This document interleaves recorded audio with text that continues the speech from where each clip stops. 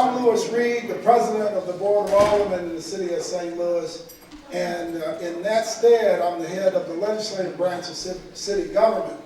And what we've been doing is going around the city and talking about this idea of a $200 million bond initiative.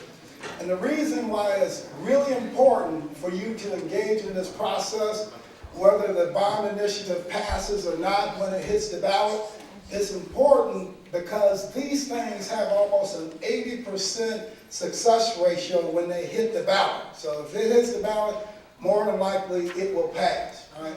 So if you get engaged on the front end of the process, you now have an opportunity, for the first time I know in the history of the city of St. Louis, the residents have an opportunity to structure that thing and to say, what will make my neighborhood better? When I come out my front door, come out my back door, what kinds of things throughout my community would I like to see, right? This bond can be used for capital needs. We have with us tonight the budget director, and he's going to go over, he's going to give you a little primer first. He's going to talk to you about the old bond initiative. He's going to talk to you about how these bond initiatives work, the process, and all that stuff. We'll have a few minutes question and answer session from him. Then we'll go to Michael Powers from my office, my legislative director, and Michael's going to talk to you real quickly about what other cities are doing with these type of bond initiatives.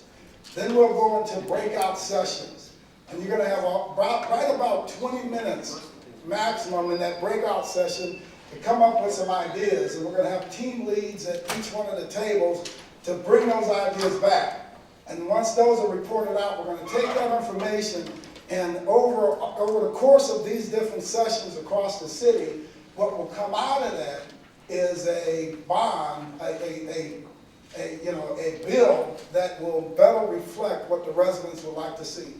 So if we want to begin to address like the issues of public safety in our city, this is an opportunity to do it. If there's anything from streets and sidewalks, this is an opportunity to do it.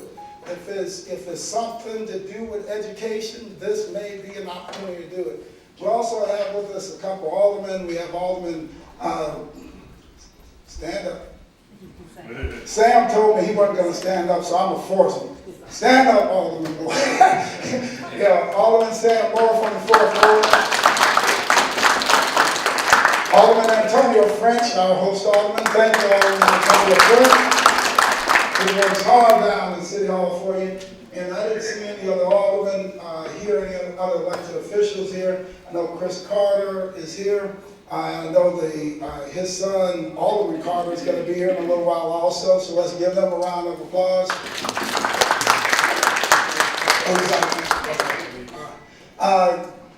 You want to say something, French? I just welcome everybody. I don't need the mic. I just welcome everybody for coming here today. I think President Reed put it best. You know, this process right now has, up to this point, has happened kind of in City Hall behind closed doors. So this is an opportunity for us to put our voice into it, let us know what our priorities are in the community. I know I've got some concerns. We want some things to help fight crime in the community. We've got years and years of neglect in neighborhoods around here. We'd like to see some infrastructure repairs. So these are all opportunities and all things that you can jot down in these work groups. So I again thank the president for putting this together. All right, thank you. And also let's give a round of applause to Pruitt from NAACP. He has been incredible at NAACP. Let me tell you, and we have a very tight time frame tonight, but I have to say this. Pruitt, since he took over at NAACP, has come out of NAACP with some incredible work, taking a look at how TIFs has been spent, all kinds of stuff, and that has begun to change how we do things downtown. So let's give him one more round of applause. Paul Payne. Thank you, Mr. President. My name is Paul Payne. I'm the City of St. Louis Budget Director. And what I mostly in charge with, what mostly occupies my time, is putting together the operating budget for the city, which was presented to the Board of E&A yesterday. But what we're talking about tonight is something that goes beyond what our operating budget is for, but it's for some capital needs, something above and beyond your everyday operations. What's proposed is a general obligation bond issue, and that's there's different ways of financing long-term capital needs. The general obligation bond issue specifically is a bond issue which utilizes the full faith and credit of the city, which means that the city has taxing authority to put on the property tax bill a tax sufficient to pay off the bonds that are being issued. So if you look at your property tax bill today, there's a 14.2 cents of that is allocated towards some existing bonds that we issued back originally in '99 and then again in 2005. So what we have, what we are contemplating is a board bill currently that would authorize putting this bond issue on the ballot. And so what that does is it goes through the normal processes of going as approval from a board bill, going to the Board of Aldermen, then once it's approved, we notify the Board of Elections that there's going to be an election, and then it's put on the ballot. In preparing for the bond issue within the city, we've compiled a citywide capital needs inventory. And that took a bit of time over, actually a year ago, and then months we went to and refined it. And since it's been a while, we don't do that. We don't do these type of bond issues that often. We did one back, as I mentioned, in '99, which paid for about $65 million of repairs for fire equipment, police department, as well as building demolition. And then we also did one in 2005, which incorporated both repairs to city streets and bridges, as well as flood wall improvements. And when we went this time around to identify the citywide needs inventory, the needs identified were incredible. I mean, the total list ended up being over $300 million. And as any list I'm sure you have in your own households, you have to realize that the funds aren't going to be available to pay off that much. So we ended up trying to prioritize what those items would be. And what we've done is trying to get that list down, and we've tried assign priorities, and what we've got is a list of categories I'd like to go over with you right now. First off, the fire department, $26 million for vehicles and equipment. One of the things that we realize about the fire equipment is that it's expensive. One of the larger trucks costs about $1.2 million. And some of those other trucks are just shy of $1 million a piece. And there's 60 or so vehicles in the fire department. It's not something you can put in your operating budget. And the last time we actually went through a wholesale replacement of those vehicles was about 13 years ago. Usually you try to do it every 10 years. So we're a little behind on that. And we've done stopgap measures to do that so far. But in total, this is $26 million for either replacement or rehabbing the current vehicle fleet we have now. And it's vitally and critically important that that be maintained. We also have $12 million for fire department buildings. And then primarily right now it's the roofs of all the houses, which we've got leaks in right now, as well as some minor HVAC and electrical improvements. One of those other items in the buildings and equipment is for the self-contained breathing apparatus. It's about $4 million. It's the breathing apparatus that the firefighters wear when they go into the fire. It's critical, important that equipment is maintained for the safety of the firefighters. Police department, $11 million for building and equipment upgrades. What that entails, some of the minor ones would be building improvements to the academy and such. One of the larger ones would be a $2.3 million for relocation of the property custody unit. Right now, the police department is relocating to their headquarters. Well, one of the items not being relocated right now is property custody. It's property that's collected in a criminal investigation and such. They have no place to go right now, so there's funds associated with that. And another key component of this is building a real-time intelligence center, which is basically leveraging, being able to monitor video surveillance, as well as real-time intelligence so they can respond to crimes as it is occurring, utilizing cameras and things like that are out there. It's basically taking advantage of technology that exists. Also, building demolition. There are about over 2,600 condemned structurally deficient buildings in the city. I'm sure, depending on where you live, you know where some of those are in your neighborhoods. It costs almost $8,000 per building, about $7,900 on average to demolish. So there's about $20 million in inventory of those kind of buildings that need to be demolished. The proposal is here is for allocating about $15 million of those to address the backlog.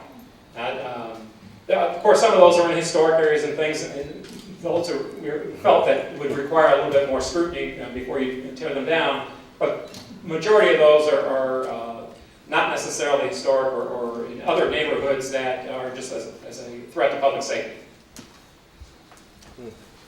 Corrections and public safety. The city has two correctional units. One is downtown, the St. Louis Justice Center, and the other is the Medium Security Institution on Hall Street. Big thing about the Medium Security Institution on Hall Street, it was built, I believe, in the early 60s or so, and it's been sort of improved upon over the years, but it's got a lot of deficient systems. What this is proposing to do is to address, first and foremost, some of the security issues in the building, make sure the locks, automatic systems are working and those type of things, as well as to address some of the deficiencies in the building itself, window replacements and things like that. That would be $31 million for that. It's also the security, the metal detectors and watchtowers that have been neglected over the years. Transportation upgrades, $18 million for rebuilding roads and bridges. What we asked our engineering department to do is basically they go out and survey the bridges that are in the city, and they can apply a sufficiency rating.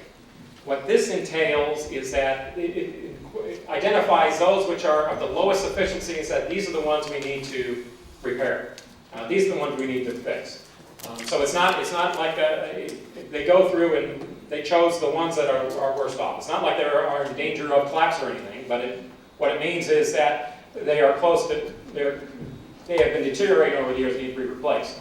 Now, one of the benefits, and this is an important point, about this category is that most of these projects here are eligible for a match from the feds. And so what that means is for every dollar you put in, you get about a $4 back match. So you get a lot of big bang for the buck on these kind of projects. So if we have, and so the more money you put in there, the more improvements you can see. And so it's one of those no-brainer type decisions. If you have the available funds, you get more bang for the buck by putting it into your bridge repair. And it also includes some arterial street resurfacing and such, which would also be eligible for a grant match. City-owned assets, vehicles, and buildings. This is the final category. And of course, the city owns a number of buildings. All of them quite aged, particularly the courthouse buildings. You've got Carnahan Courthouse, the Civil Courts building. This is downtown, as well as City Hall itself. And I can tell you just in the last week, in the hallway, 4th floor, the offices it was raining and there was a bucket in front of the restrooms because water was coming through the roof. Those are the kind of things that we're proposing here to be addressed. It's not something that's flashy. As you know, if you're a homeowner, something like that, and you see it on the roof, it's not something you can, hey, look at the major improvement I'm making to your roof. It's something that you just have to do, because if you don't do it, then you're going to lose your building, basically.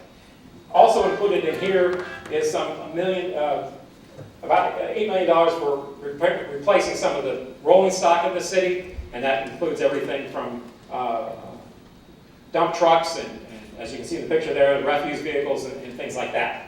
And if you asked our equipment services division people how much do you need for replacing rolling stock, it would be over a $30 million list.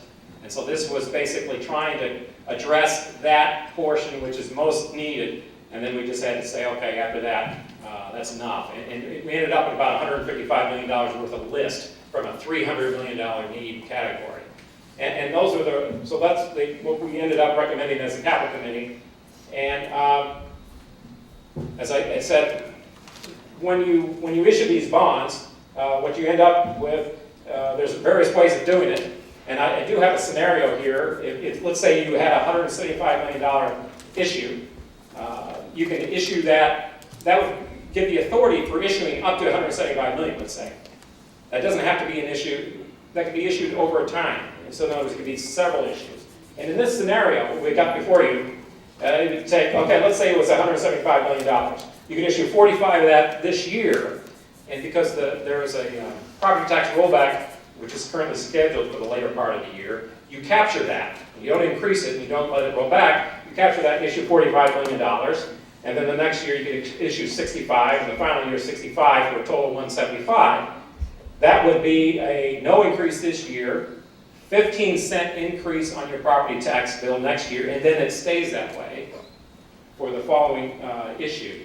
And what would that do to your property taxes, you say? Well, I know this is difficult to read, but let me point. I've got 3 examples here. Homeowner 1, a $75,000 house, let's say, and they've got a $5,000 car. Right now, you're paying about $1,200 worth in property taxes. If you put all those things in there based on this scenario, you'd end up increasing your property tax bill by about $24 a year.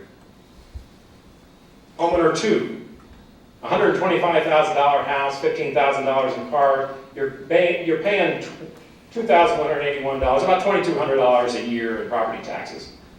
With this scenario, again, of the 15.05 cent increase in property tax, that would cost you a little over $43 a year. And then for a homeowner 3, a $250,000 house, $25,000 in car, that would be about, you're paying about $4,200 or $4,230 a year in property taxes. The increase would cost you about $84. And so you just sort of fill in the blank from how it applies to you. But that would be a scenario of what that would mean from a property tax standpoint in terms of the magnitude we're talking about. And that's all I have. I'll open it up for questions. I have a question. The total of the needs. The total of the needs categories that you listed is $151 million. What you showed on the screen. Yes. But what will the total actually be? What will the total be? Is it going to be $175 million or what? And then what is the delta? Well, that's still open and being debated right now. When the capital committee met in discussing these items, we identified about $155 million. We were suggesting a limit of $175 million. That's currently being debated. Obviously, anything in here right now is currently being debated. And as a result of these processes and the legislative process, that would be determined. Okay, but once a decision has been made, then that information will be shared. Oh, absolutely. As a matter of fact, on the ballot itself, that's what you do. You vote on that level. Now, I am going to say something just as budget director. You want to be cautious about how much debt you issue, because obviously, when cities are looked at from a credit standpoint, the more debt you have, that's looked upon as a negative. So it's not something like there's an unlimited capacity. So you want to take that into consideration as well. So it's not like there's an unlimited capacity for issuing the debt. And the last portion of the question, what would be the time frame for that issuance? Well, if you, like I said, for the actual issue, I mean, you could break it into 3 issues. If you wanted to capture this year's rollback, if you capture that on an August primary, then you could authorize that, get that set in the rate this year, and therefore then you could issue like a first set of bonds this year, as soon as this year. I didn't see hi, my name is Ramona Taylor Williams, and I live in the 21st Ward. I didn't see anything in your presentation. First of all, I'd like to know, what was the process that was undertaken in order to come up with your needs list? Okay. So, Well, we'll work with the Board of Public Services, is the engineering department of the city, the police department, the fire department, also the equipment services divisions. I believe the assessor had a request in there. Our information systems, basically all the city departments. okay. And they compiled the list of what was needed. Now, from an operating standpoint, we get requests for equipment all the time. And unfortunately, where the budget goes is that we're never usually able to grant those. So we've had some, we've seen over the years where the need has been growing, and so we said, what we really need to do is put together an inventory of all our citywide needs. Try to identify those, and then look at those, and then sit down as a capital committee and prioritize what those things might, how would we go about limiting within the limited funds that we've got. And there was no one that was involved in the needs analysis that was from the neighborhood side of the city, either from CDA or, unfortunately, we don't have a neighborhood development agency within the city. So how was, even with the infrastructure on the streets, you say that it is going to be the arterial? Well, that's the outlying street, that's the outlying corridors. Yeah, and that's why we're here. What Paul just went through, I want to make sure I clarify this. What Paul just went through is the proposal that came back from all the departments, right? It's important for everybody to understand that this is what each one of the departments said. This is what we would like to have, and this is what we need, right? What Paul is also saying is, you know, based on everything he's seen, yes, those things are real needs, right? What we're looking at is during the bond anywhere from 155 million to up to maximum of 200 million, right? That's what we're looking at. So there's some flexibility in there, and you know, at the end of the day, all of us are going to pay it. If it hits the ballot and it passes, we're going to pay it, right? So we should be involved. When I say we, I'm talking not as president of the Board of Aldermen, but as a taxpayer in the city, as a father of four, as a homeowner, property owner, and everything else. So that's why we're here tonight. So some of those things, there won't be answers for it because you're part of helping to determine what those answers are. So I read in the newspaper that there was going to be some kind of citizen committee, and that would be part of the decision-making process. So I'm wondering, how do they get picked? What's the time frame for that, and what decision-making power do they have? We're gonna talk about that a little bit later. And what it is a board bill that I'm introducing along with Alderman French and Alderman Moore. Alderman Moore told me, don't say anything tonight, he's tired, so I'm gonna pick on him. And Alderman Moore, to make sure that on the back end of this thing, after it passes or not, but if it passes, we should still have citizen input all the way along the way, and we'll talk to you about that in a little bit. Louis, you know, the city of St. Louis has a problem with spending the money that we've had given for the past few bond issues.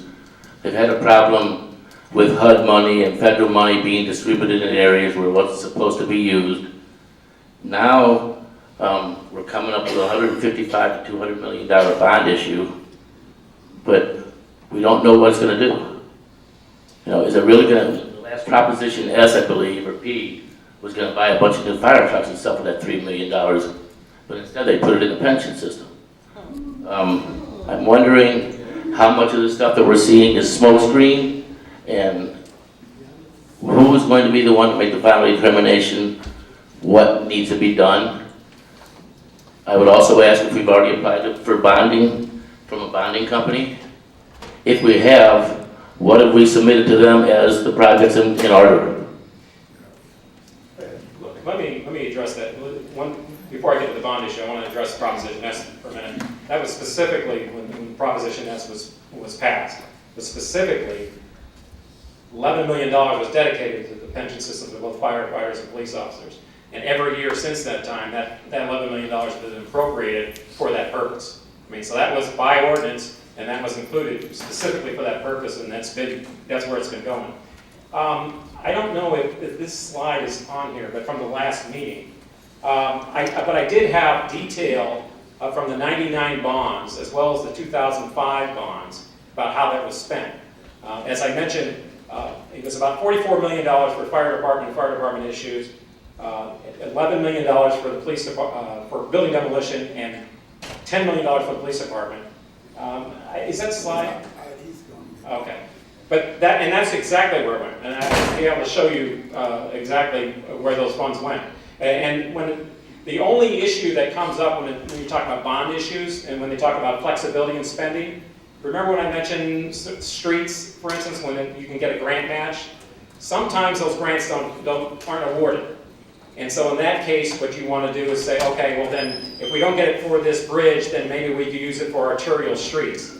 That kind of flexibility, I think, is important when you do a bond issue, because you want to be able to say, look, I'm voting for streets in some way or another. So you are going to need some flexibility when that comes in. Also, given that you're planning over a number of years, bids come in. It might be higher in one project, lower in another.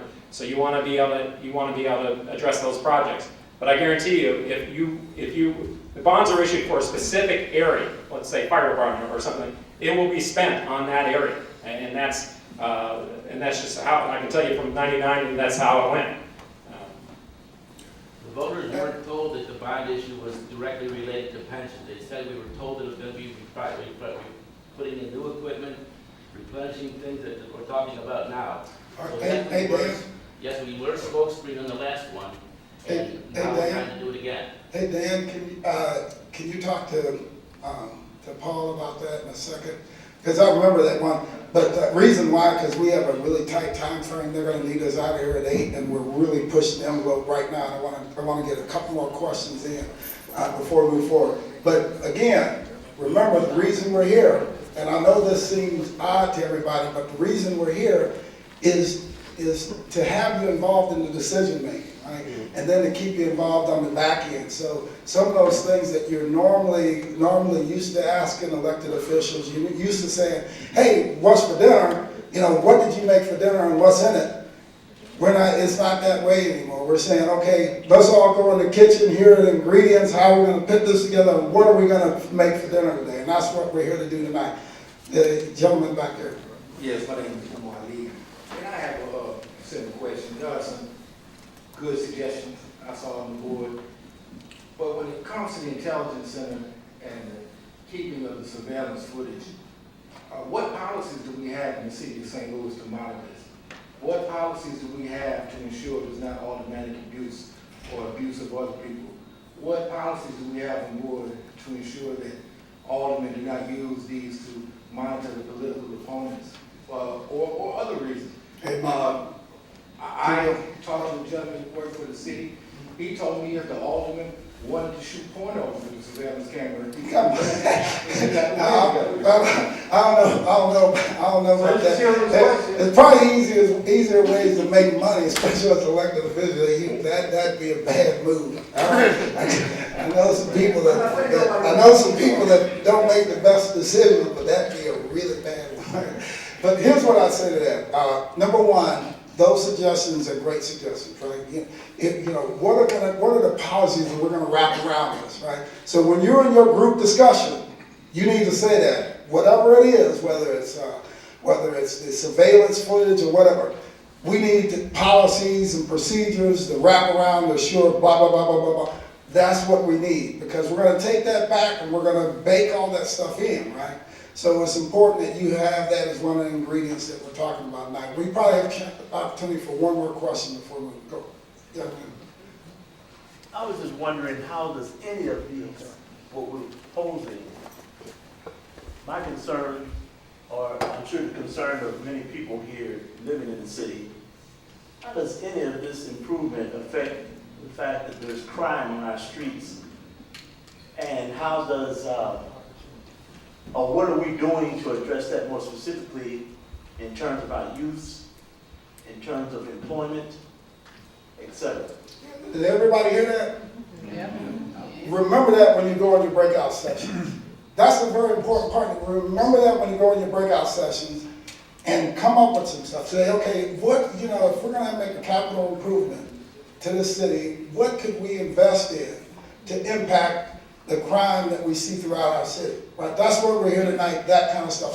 So make sure to keep all those things fresh on your mind when you go in these breakout sessions and bring that stuff back and say, we think you should do A, X, Y, Z, right? And some of those things that we can do, we're going to do. The things that we can't do, we'll let you know, that's not possible. But keep that kind of stuff and bring it in your sessions. Michael, you want to take over real quick? Michael's gonna go over with you real briefly what they're doing in other cities. Paul, let's give Paul a round of applause. Paul does a phenomenal job down in the city with us, and he is our budget director. He's the guy that puts together the budgets and everything and keeps us on track. I know it's a tough job. I told him he has a great name for it, Payne. Thanks, Louis. Michael Powers, I'm the legislative director to the President's office, and what I'm going to go over with you is kind of the rest of the format tonight. So if you're not at a table, please make your way to a table and fill in areas, because we need folks to be talking to one another. That's the goal here. So this is the citizen input process. Like Louis has said, we've gotten a list of things that the city departments say that they want. And that's good and well, and some of the things will probably get funded, and some of the things folks might think aren't necessary. But what we're here to find out is what the neighborhoods want that could fall within the overall bond issue that is allowable by law. And so when you get into your groups, you're gonna find there's a map on the table. There are some stickers. Give us some ideas on capital improvement. There are surveys that we want you to fill out. Give us some ideas of what the priorities would be if those priorities are being met by this bond or not. Use the backside of that survey to write what your big idea is, what you think isn't incorporated that should be. And so what we've found so far is we've got $155 million that departments are saying that they need. And you can go through and see how that breaks down by department. What we also have is an opportunity to find other ways to use capital dollars to improve quality of life in a much more direct way. So we've looked at some examples elsewhere. In Austin, Texas, they've got a home repair program. They spend $2.5–3 million a year.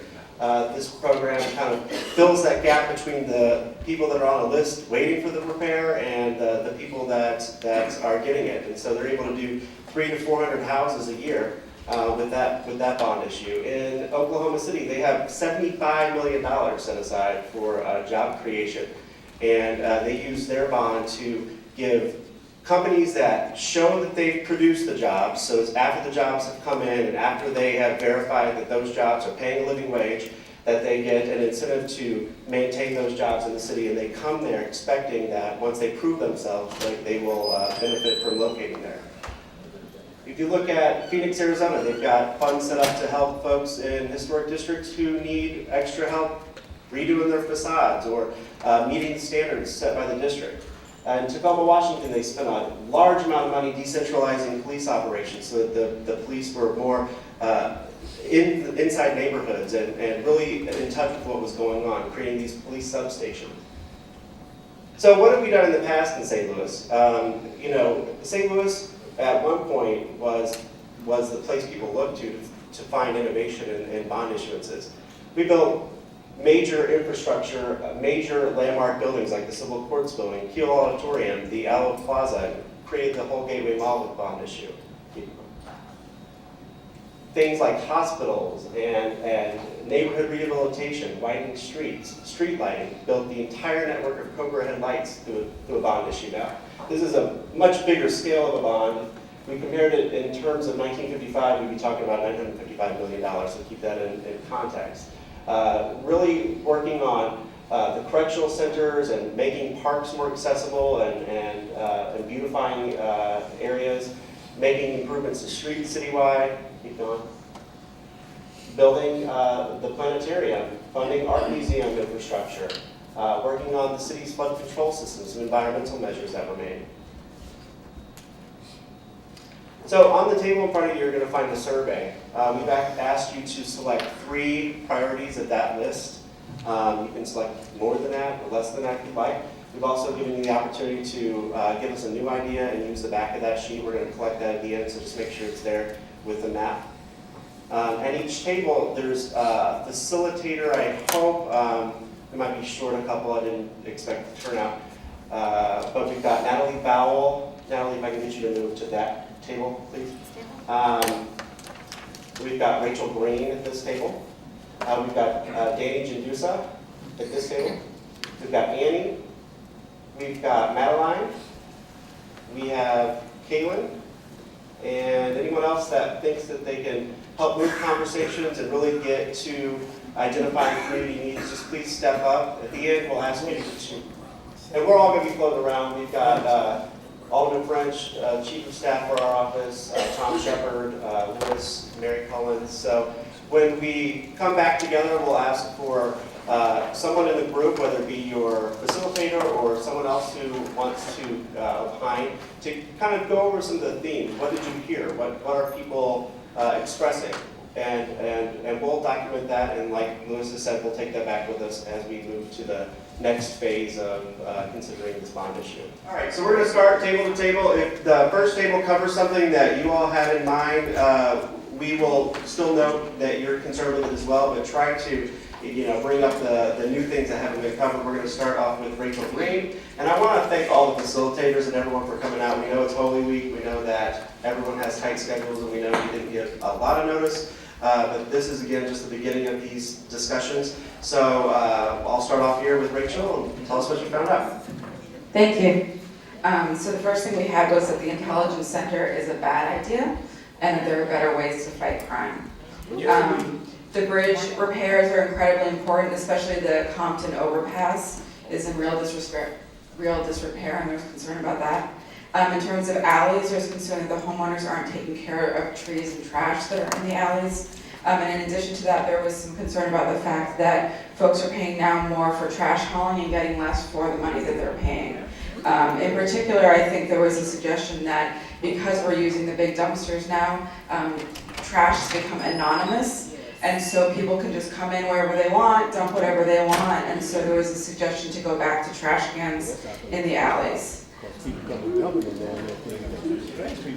Sorry, I'll try and go fast. And there were cars included in that. I guess cars are also being dumped in the alleys. In terms of crime, there used to be more police stations. We talked about the fact that the police stations were consolidated into 3 giant stations, and someone mentioned that there are substations, but apparently folks don't necessarily know where the substations actually exist. So if we're not going to put police stations in the neighborhoods, at least make those substations more visible. Improving the lighting in the North City is incredibly important. Someone talked about driving from Grand, from North City down to South City, and then all of a sudden things get a lot brighter when you get into South City. So also in terms of crime, making sure that police actually stop and visit people on the street, going back a little bit to the idea of having beat cops, people who actually talk to the neighbors, who can ride down the alleys and maybe also monitor some of the stuff that's going on with the trash there. We talked about the medium security buildings, especially the one on Hall Street, and whether it's actually fiscally sound to put repairs on that building, or whether it's so poorly built or structured that it actually just needs to be torn down instead of rehabbing the old one. Also, there was a concern about increasing staffing in the medium security jails, and there were some talks about people, staff being locked in those buildings at times because of security concerns. Then we talked about property upkeep. So I guess there used to be a program where you had to have an address on your property in the alleys, and that security inspectors would come by. There was a suggestion that that needs to be brought back. There are more renters in the neighborhood, and people are seeing that the properties are kind of becoming dilapidated. Yep. So more enforcement for slumlords, but also for people who are just poor and are having a hard time keeping up their properties. It would be great to have a home repair program, I think similar to what we've seen from other cities. And the last thing that we talked about was participatory budgeting. I guess in the 6th Ward recently, some part of the money that comes from discretionary funds, the neighbors had an opportunity to talk about how that money was spent, and people would like to see that more happening all over the city. Excuse me, I just want to say one thing. Our table. Oh wait, I'm sorry. I just want to say one thing, young man. Our table was given directions to come up with 3 main ideas. I think everything that she talked about was just outstanding, but I don't think it shows an organized effort from the North St. Louis Community Center if we don't keep focused on what the goal of the groups were. And that was to bullet 3 things that your breakout session thought was important. So again, not putting her down on what she's doing, but I just think it got away from what we were told the goal was. So thank you for saying that. The surveys in front of you, we wanted you to prioritize Three goals. Regardless. When it comes to reporting back what you all talked about, we don't restrict it. Of course, we have some time constraints in front of us right now, but if something came up and you feel like it should be noted, Tom's writing up on this board everything that's being said, so we want to get as much input as possible in as quick of a time frame as possible. Do you have anything else? One more thing? So the last thing was in terms of crime, there was a lot of talk about young people. And so push for programs, A, to really support parents and recognizing that a number of the young people who are in trouble also have parents who are incarcerated. And that there needs to be programs for them, and also making sure there are more programs for kids. Thank you, Rachel. Thank you, guys. That was a lot of conversation in a very short period of time. A lot of good ideas. Who would like to, Kalen came out, he works for Representative Mike Butler, who couldn't be here tonight, but we ran into Kalen last night, and on short notice, he's come and helped us out. So we really appreciate his work and the work of Representative Butler. So thanks a lot, and Thanks for having me. let's hear what you got to say. Great. So my group, like I heard previously, we try to stick to those three things.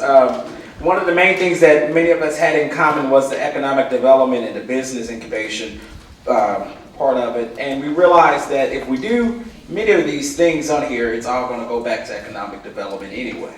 Another thing we did was building demolition. We really wanted to focus on controlled building demolition, though. Who was the people making sure that this was demolished, and housing development, because when you have great housing development and when you build new things, you're going to naturally have building demolition in the long run anyway, and a building plan of what this building is going to be used for, and just more detailed plans for these things. And the third thing was utilize new crime prevention technologies. And we combined that with something for youth development, and not just youth education. We wanted to make sure that we put the word development in there, teaching more about character and the way, other things outside of strictly academics, because if you have a great developed youth, they're going to naturally begin to have greater academics. So what our group really focused on was synergizing these things together and seeing how we can combine the bullet points on here to try to help the committee out. On the back, we also had some great suggestions, including for the committee to send each homeowner a specific packet. And I have learned working in the State House, I mean, we send our constituents a specific plan. We get more benefits instead of, hey, St. Louis, here's what we're doing for you. Send me something that said, hey, Kaylin, you live at 4123 East Penrose, and here's how this is going to affect you. That house down the street from you can potentially do this. That building around the corner can do this. I mean, someone have something that's customized and it felt like it take the time. That make people want to, we're talking about people money here. That makes you feel a little better about spending your money, and it makes you get more excited and more supportive of things just instead of just a broader plan. So there were some of the things we talked about. Thank you very much. Yateman graduate, 21st Ward resident, right? Right? And who's from the O'Fallon neighborhood? I see a lot of familiar faces. I know some folks couldn't make it. Just raise your hand. These are some of the leaders in the community that we want to recognize. Thank you for having us out in the neighborhood. Our next reporter, Madeline, she's actually assigned to the O'Fallon neighborhood and really working to assist in whatever plans that the neighborhood is trying to push forward. So we thank her for her service and for coming out tonight. All right, so we focused a lot on crime, like Alderman French heard and is reflecting on, but a lot of kind of how to prevent crime. And one thing, we've heard a lot of similar ideas, and one thing we talked about was economic development to prevent crime, and kind of alternatives to hanging out on the street is just creating jobs for those people. We talked about decentralization of the police and more foot police and bike police. And then back to the jobs part, that the jobs would be community-based, so that our communities are really, our jobs, our economic activity, where we shop, are all here in in each community. We also talked about, in terms of crime, focusing on building demolition as well as building preservation is important. And a lot of the buildings in St. Louis are 100 years old and need a lot of work to them still. And then we talked about kind of reallocating the money where the bond is. The money is, we're only getting a small amount for the communities, and we really want to see more to our communities and our neighborhoods. So those are some of the the main ideas that we came up with.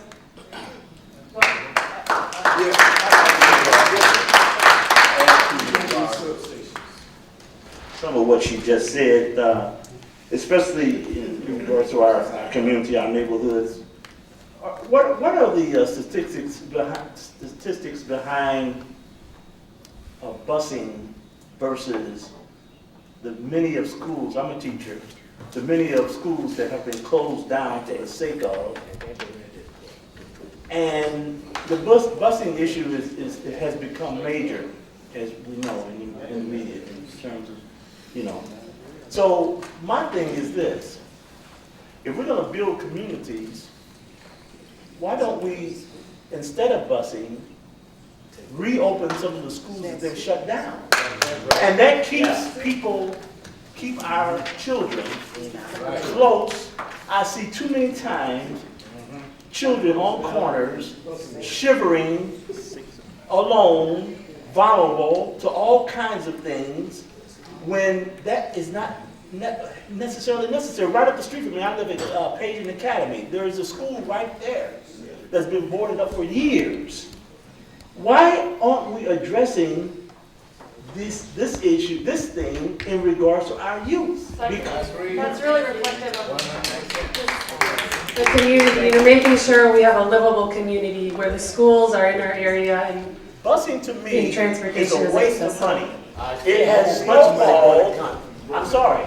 It has snowballed to the point where it's just not effective in terms of dealing with our youth and keeping our communities intact. In the reality, the school is a business now. I'm aware of it. Hold on for a second, because we're down to 13 minutes now. We got to keep it moving. Right, so. Because the schools to me are the number one, but we're running out of time. Right, so our group here discussed a lot of the same concerns that were brought up by the groups that have spoken previously. But two key things got a lot of traction at our table that hadn't been mentioned yet, not that those things weren't important here. But one was the level of oversight and input moving forward, that this wouldn't be the only time that the community had opportunity to speak out, that we would continue to hold opportunities, that the local representatives in the different wards and areas would be more proactive about gaining that citizen input and oversight, that citizens would have more control, not just on the front end of allocating where things go, but having transparency in spending, and that the everyday resident knows exactly on a regular basis where that money is being spent and can correct course if we feel like it's not being spent on the things that the people thought that they were voting for and approving the initiative, and that would keep a lot of engagement and involvement. The second thing was this, the model, the neighborhood ownership model, which really gave a lot of power back to the residents of those local entities in terms of keeping an eye on disrepair, having community policing and those sorts of things. There was a lot of concern about moving to, cameras and those sorts of oversight measures, and that we're losing a lot of the human contact that we need within our neighborhoods and our communities. And so all the ideas, and a lot of them came about, a lot of them centralized. How can we keep residents engaged and connected to one another, and ultimately using the human capital, the residents themselves, as the engine for driving change and development in St. Louis. That's great. That's great. Let's give a round of applause. Really great ideas coming tonight. Really great ideas coming tonight. And if we have any time at the end, we're going to circle around and have some open comments. Go ahead. Okay, I'll keep it brief. We had the same ideas as far as economic development. We would like to stick with our plan of the Warney Wedge and develop that area, as well as Harrison School. We want to bring businesses to our community. So we want to empower entrepreneurs, and we want to bring them to our community. We also want to ensure that the homes that need to be demolished, that is done. We also want to upgrade the ones that we can save, and we also want to make sure that that the money that comes in is equitable, and we don't want a crumb, so we want it to be fair. Did I highlight everything? Okay. Oh, one more thing, I'm sorry. We are concerned about Schnucks closing, so, you know, we're gonna lose a grocery store. What are the residents of that community going to do? What are we going to do? So we need to address those issues as well. So would it be fair to say, hey, everybody hold on for a second so we move through this quickly. Would it be fair to say food deserts, making sure that we address that and address issues directly with the Schnucks closing within your community? Absolutely. And then one final thing, for attracting entrepreneurs, did you guys come up with any ideas on that? Well, we have home-based businesses. We can target that audience as well as some of the youth that are 18 and older. I work for Grace Hill Settlement House. We have the Women's Business Center. Not that that's a plug. It's other organizations such as that. So more resources for home-based businesses or small businesses. Correct. All right, thank you. Okay, and the final table, we're gonna hear from you. Give him a round of applause. Yeah, give them a round of applause. Everyone in the vote committee, she and her mother working really hard in the neighborhood. We're gonna hear lastly from Natalie Bowell. We're gonna finish up our presentation, then we're gonna stick around for a little bit to follow up with individual concerns. So Natalie, take it away. Basically, what we pretty much came to all the same determinations you guys did, so I'll just be brief. A major concern that we had was how are we going to decide what buildings specifically are demolished, like it was mentioned. A little bit worried that more money is going to go to Paul McKee projects by selective blighting of certain areas. Who gets the say on that? Is it citizens, aldermen? So yeah, that, and also how much of the participation in the budget are we allowed to scratch out and how much of it is just penciling more stuff in? So that was pretty much it. Thank you all, and thanks everyone for the comments today. Give everyone a round of applause. I know Michael, he's trying to meet that timeline. We're gonna meet that timeline, but we may have to tell the lights that they're gonna have to give us a few more minutes, because this is that important. Don't you think this is that important? Because we're talking $200 million, we're gonna get in, we're gonna get out of their way, but they're gonna have to hold for a couple minutes for us. A couple things real quick. We talked about the Citizens Advisory Council.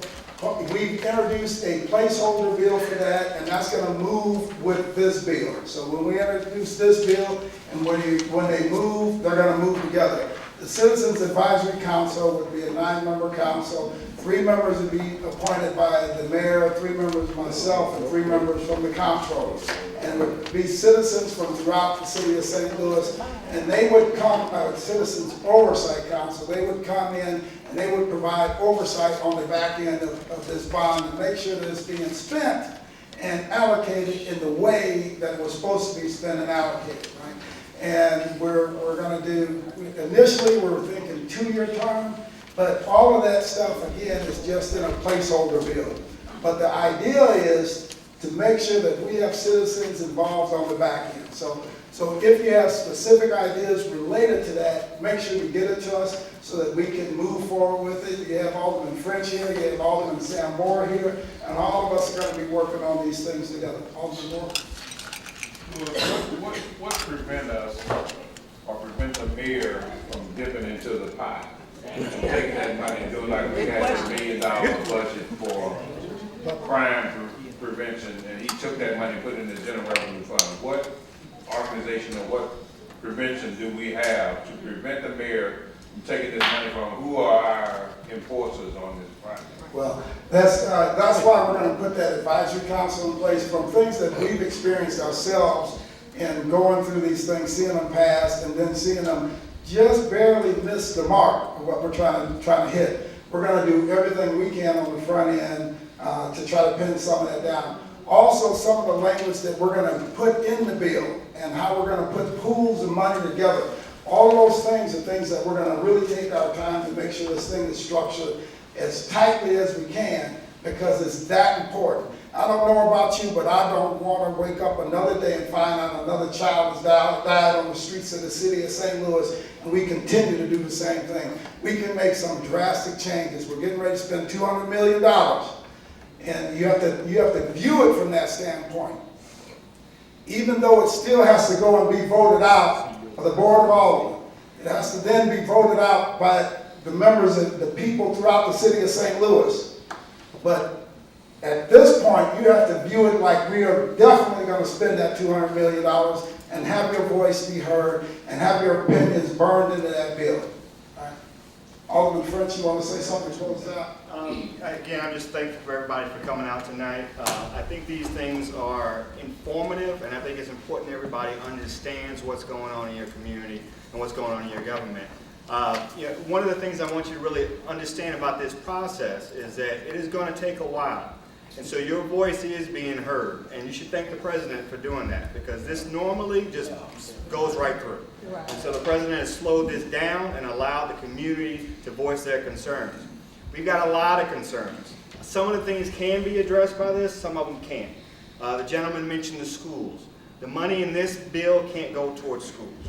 Okay, the schools are their own government, and they do their own bond issues. They actually did one just a few years ago. So the money in here can't go directly towards schools. But there are a lot of concerns that we can address with this. This may not be able to go directly towards putting more police officers on the street, but it may go towards giving them more tools to be more effective. And so that can help reduce crime. So there's some things, but the real thing is that we just need to hear all the ideas, and it will give us enough time to figure out how to make it work to address the need. But we have to hear from you what the need is.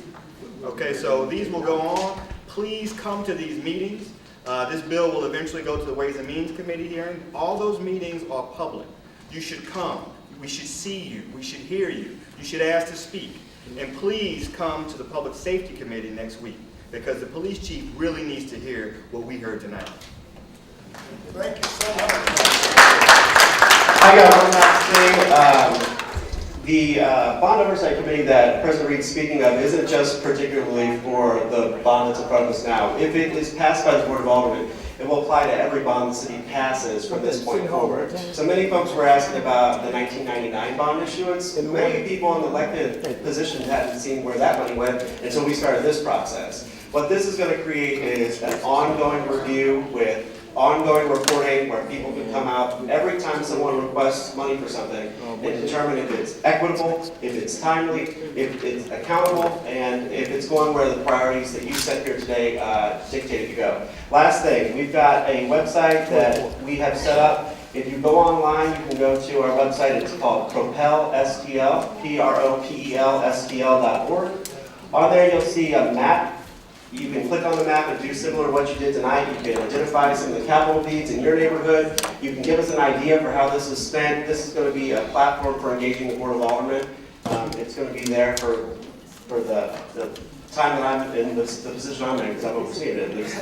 And the information we get back will go directly to legislators, and it'll help them make better decisions for those that can't come to this meeting, who can't come next week to public safety. We've got a platform now set up where we can do some ongoing engagement with residents. So thanks for coming out.